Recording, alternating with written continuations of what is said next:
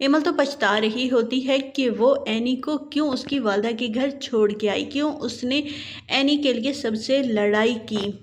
अब देखो सब एमल के दुश्मन बन गए हैं और सबको एनी की फिक्र है।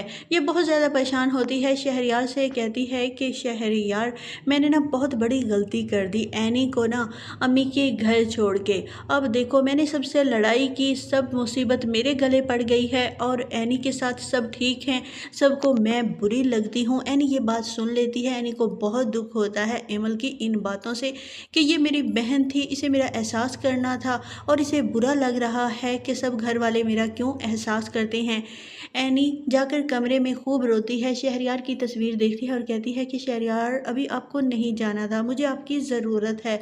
मैं अब किससे अपना दुख शेयर करूं, अपनी सास से, अपनी माँ से। मेरी माँ तो पहले ही बहुत ज़्यादा परेशान है और मेरी बहन ही मुझसे नफ़रत करने लग गई है। तो एनी अपनी सास के पास जाएगी और कहेगी कि अम्मी मैं कुछ दिनों के लिए ना अपने अम्मी अब्बू के पास जाना चाहती हूँ, अब्बू की तबीयत ख़राब है, मैं कुछ दिन उनके पास रहना चाहती हूँ। इस पर फाकरा कहती है हाँ ठीक है चली जाओ पर जल्द वापस आ जाना।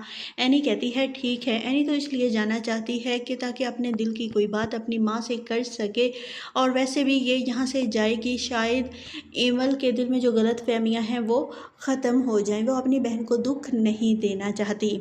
एनी अफान के साथ अपने माँ बाप के घर जाती है और वहाँ पर देखती है कि इसके माँ बाप भी परेशान है, इसका वालिद बीमार है और इसकी वालदा परेशान रहती है। दूसरी तरफ एमल भी आकर अपनी वालदा को बता देती है कि मेरी सास को ना मुझसे मसला है, वो चाहती है कि मेरे यहाँ औलाद हो, मुझे समझती है कि बांझ है।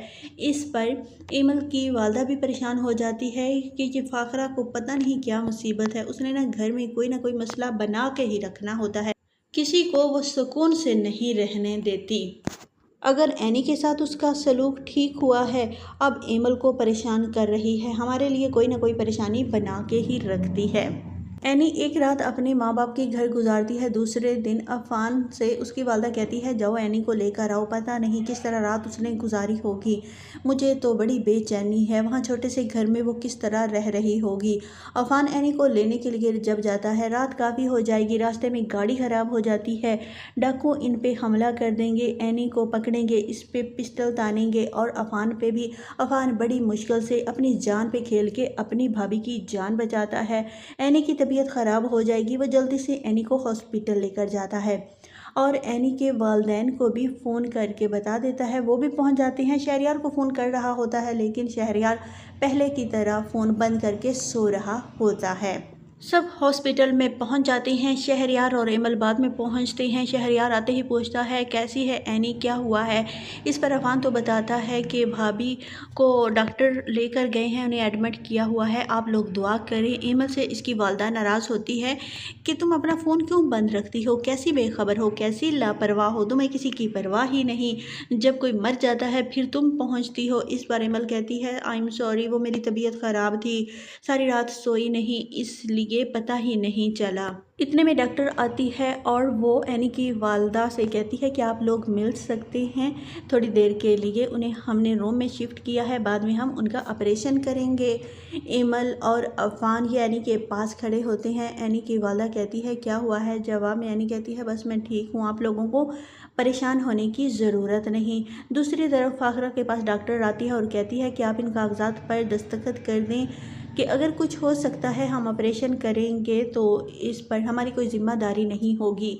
इस पर फाखरा कहती है कि आपने ना अगर माँ और बच्चे में से किसी को बचाना हो तो आपने मेरे पोतों को बचाना है। इस पर डॉक्टर कहती है आप कैसी बात कर रही हैं। जवाब में फाखरा कहती है इसके लिए मैं आपको अलहदा से ज़्यादा पैसे दूंगी, आपने ये बात किसी को बतानी नहीं।